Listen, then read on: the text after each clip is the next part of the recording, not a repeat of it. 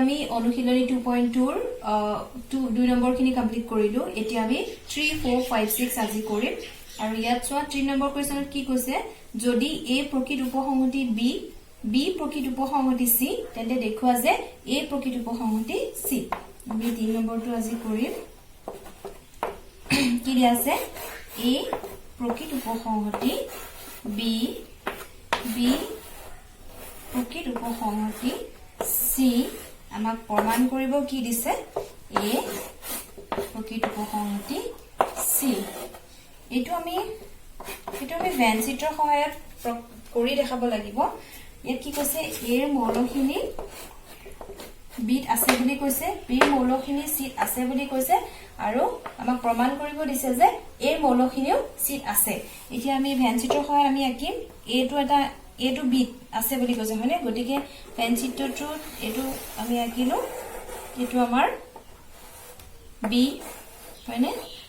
b a মৌলখিনি b আছে বুলি কৈছে গতিকে এটো আমাৰ b ৰ ভিতৰত হ'ব কিয় কাৰণে ভিতৰত হ'ব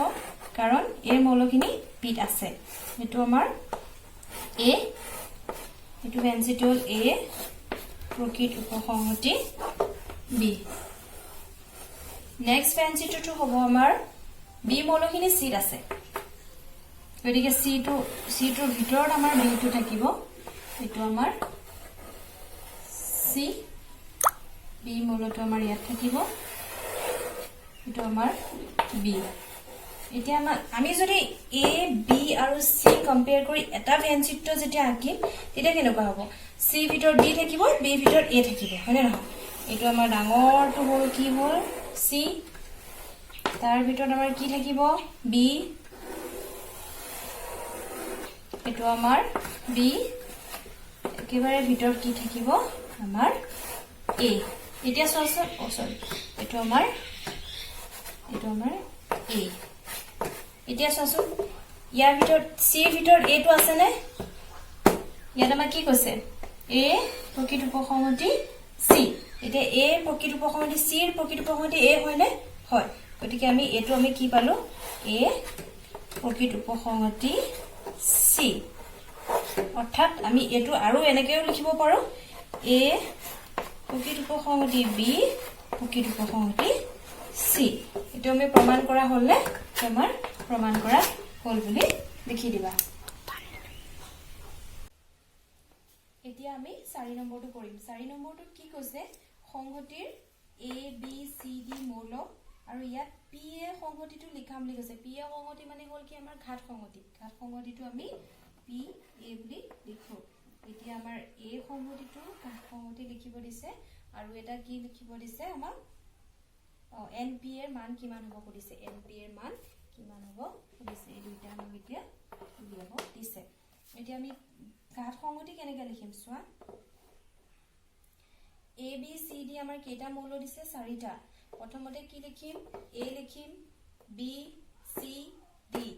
মানে গোটেই মৌল কেইটা প্ৰথমতে আমি লিখিলো এটা দেখি এই সংহতিৰ চিহ্নডাল আমি দিব লাগিব ঘাত সংহতিৰ সংহতিৰ চিহ্নটো দিব লাগিব সিম্বলটো দি তাৰ ভিতৰত আমি এটা মৌল লিখিম a b c d লিখিলো তাৰ পিছত আমি কেনেকৈ লিখিম প্ৰথমতে a মৌলটোৰ লগত b টো লিখিম তাৰ পিছত b a টোৰ লগত c টো লিখিম c টোৰ লগত d টো লিখিম ঠিক তেনেকৈ লিখিলো a b a c a d লিখিলো তাৰ পিছত আমাৰ কি থাকিলে b টো a টো কাম আমাৰ শেষ এতিয়া a লগত আমি মৌলকেইটা লিখিলো এতিয়া আমি b কাম আহিব b c লিখিছো b c b d লিখিলো লাষ্টত c d টো আমাৰ থাকিলে c d লিখিলো আমি প্ৰথমতে এটা মৌল লিখিলো a b c d তাৰ পিছত আমি কেনেকৈ লিখিম এনেকৈ মৌলকেইটা লিখি লম একদম ইজি প্ৰসেস তোমালোকক সহজ হ'ব কাৰণে মই এনেকৈ শিকাই দিছো a b লিখিলো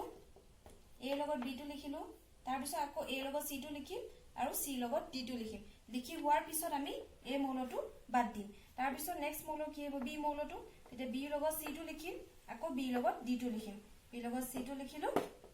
আৰু b লগত d টো লিখিলো b মৌলটো কাম শেষ তাৰ পিছত আমি লাষ্টত কি কৰিম c টো লম c লগত কি থাকি গল অকল d টো গতিকে c লগত d এতিয়া আমাৰ দুটা লিখাটো আমাৰ শেষ হৈ গল এতিয়া আমি তিনটা লিখিম তিনটা লিখিম কেনেকৈ চোৱা a b c মৌল আছে ইয়াৰ আমি তিনটাকে ভাগ কৰিম প্ৰথমতে A B C লিখিলো A B C তাৰপিছত A মৌলটো কাম আমাক নালাগে তাৰপিছত আমি কি থাকিলে B C D B C D B C D লিখিলো তাৰপিছত আকৌ B টো মৌল আমাৰ কামত নাহে তাৰপিছত কি লিখিম আমি C D A C D A C D তিনটা মৌল লিখিব লাগিব হয় নাই গতিকে তিনটা মৌল লিখিব যাওতে আমি যেতিয়া B টো বাদ দি দিম তেতিয়া ইমাক A টো লাগিব কাৰণ আমি D টো পিছত শেষ হৈ যোৱাৰ পিছতো আমাৰ C আৰু D এ মাত্ৰ দুটা মৌল হ'ব দুটা মৌল হলে আমাৰ হেতু ৰং হ'ব কাৰণ আমি তিনটা মৌল লিখি আছো C D A A টো আমাৰ B টো আমি কেনসেল কৰিছো ইয়াত B টো কেনসেল কৰাৰ লগে A টো থাকিব গতিকে আমি C D A তাৰ পিছত কি থাকিলে আমি C টো যেতিয়া কাটি দিম তেতিয়া কি থাকিব D A B D A B তেনেকৈ আমি তিনটা মৌল লিখিম তিনটা মৌল লিখা কাম শেষ হোৱাৰ পিছত আমি কি কৰিম গোটেই চাৰিটা এটা মৌল লিখি লম A B C D এটো এটা গোটেইটো এটা লিখিলো এটো তাৰ পিছত আমি এটা কথা জানো যে আমাৰ ফাইটো সকলো সংহতিৰ এটা উপসংহতি গতিকে ফাইটো আমি লিখিব লাগিব গতিকে ফাইটো আমি ইয়াত লিখিলো ফাইটো কি কাৰণে লিখিলো কাৰণ ফাইটো সকলো সংহতিতে আমাৰ থাকে আৰু হেতু তোমালোক মই কালি নোট কৰিব কৈছিলো ফাই সংহতিটো সকলো সংহতিৰ এটা উপসংহতি হেতু কাৰণে আমি ফাই লিখিলো এটো সকলো সংহতিৰ এটা উপসংহতি কাৰণে আমি এটো যেতিয়া আমি ঘাত সংহতি লিখিম তেতিয়া আমি ফাইটো আমি লিখিব লাগিব এতিয়া চোৱা আমি কেনেকৈ লিখিলো হেতুটো গম পালা গম পোৱাৰ লগতে আমি ঘাত সংহতি কেনেকৈ লিখো হেতু এটা গম পালা এতিয়া আমি এনপিএ এটা মৌল আছে হেতুতে আমি এনপিএ বুলি কম এতিয়া কেটা আছে 1 2 14 15 16 গতিকে এনপিএ আমাৰ কিমান হ'ব 16 আৰু এটা ইজি প্ৰসেস আছে চোৱা হেতুটো কৰিব পাৰা যদি মৌলখিনি লিখিব লগা নহয় মৌলখিনিটো আমাক লিখিবই আহিব কাৰণ পি এ কথা আমি ঘাত সংহতি লিখিব দিছে তেতিয়া আমাৰ তোমালোকে ক্যালকুলেট কৰি দিলেও হ'ব যদি ডাইৰেক্ট কোৱেশ্চনটো খুধে যে এ সংহতিটো দিয়া আছে তেতিয়া এনপিএ ওলাব দিছে তেতিয়া আৰু এটা ইজি প্ৰসেস আমাৰ মৌল কিটা আছে 1 2 3 4 এনপিএ কি হ'ব এনপিএ ইকুৱেল টু যেটা মৌল আছে ইয়াত লিখি দিলে হ'ল চাৰিটা মৌল আছে আমি 2 4 লিখিলো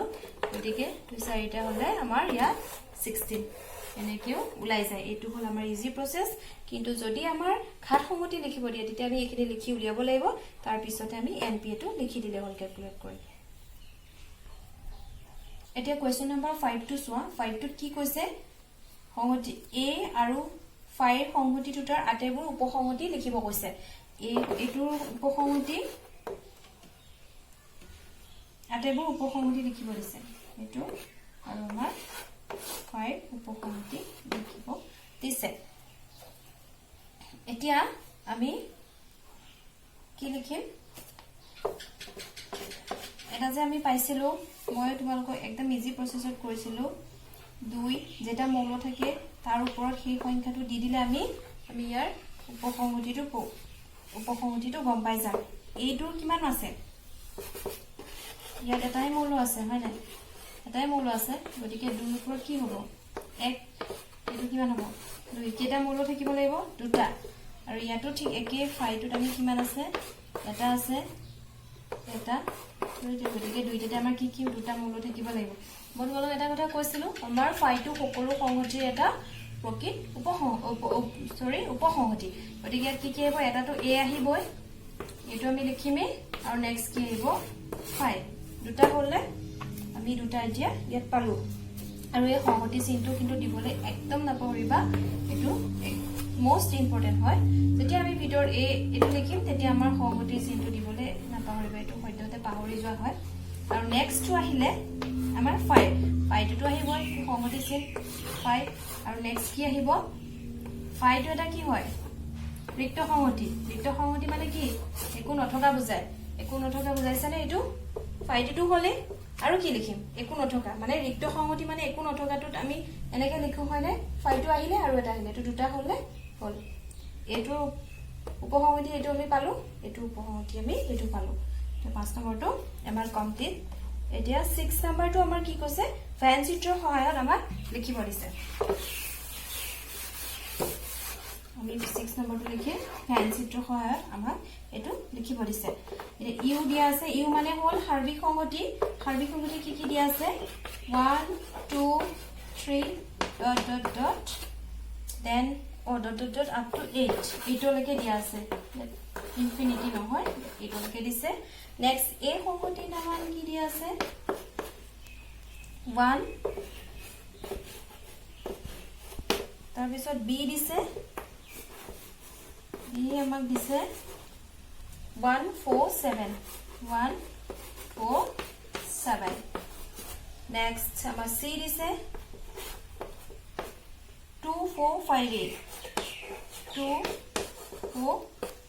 5 8 2 4 5 8 এতিয়া আমাক কি কৈছে আমাক ফেন চিটৰ সহায়ত আঁকিব দিছে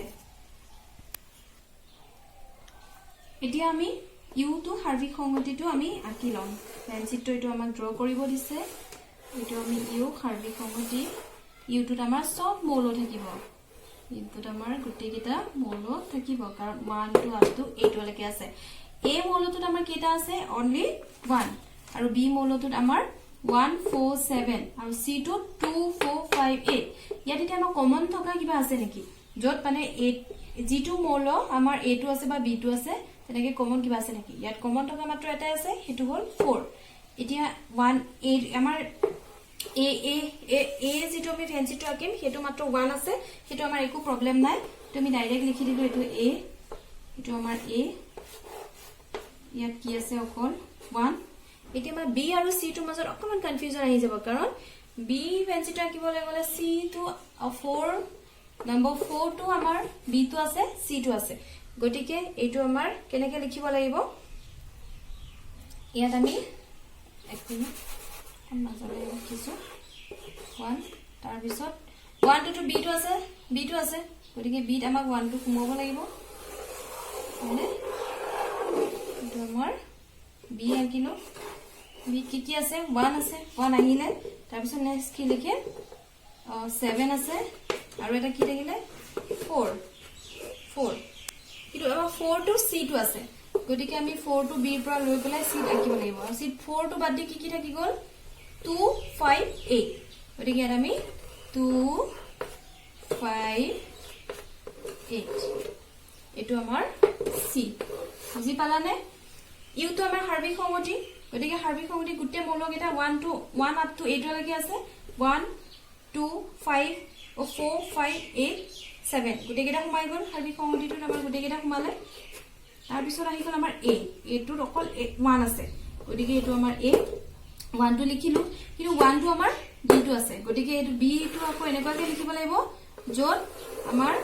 এই সংহতিটো থাকে কাৰণ 1 টো ইয়াটো আছে গটিকে a টো আমাৰ b মাজত সোমাই পৰিলে তাৰ পিছত আৰু এটা চাবা b আৰু c মাজত এটা কমন পৰিছে হেতু 4 গটিকে b পৰা 4 টো 1 টো লিখিলা 4 আৰু 7 থাকিলে কিন্তু 4 টো আমাৰ c টো কমন আছে সেই কাৰণে আমি ইয়াৰ পৰা 4 টো লৈ পেলাই ইয়াত আমি c টো আকিলো c টো এনেকুৱাকে আকিব লাগিব যত b পৰা আমি 4 টো লব লাগিব গটিকে 4 টো লৈ পেলাই বাকি কি থাকিলে 2 5 8 এতিয়া আমাৰ 2 5 8 টো ৰাখি দিলো এটো আমাৰ ভেন চিট হৈ গল নম্বৰ 6 টো আমি এটা কমপ্লিট কৰিলো এতিয়া আমাৰ 2.2 ৰ গুটে অনুশীলনী কমপ্লিট হৈছে তোমালোকে এক্সাৰসাইজ খিনি যিমান পাৰা কমপ্লিট কৰিবা আৰু নিজৰ ঘৰত প্ৰেক্টিস কৰিবা মইটো অলৰেডি বহুত খিনি কৰি দিছো এতিয়া তোমালোকক মই হোমৱৰ্ক দিছো কি দিছো এই সংহতিটো এবিসি দিছো ইয়াত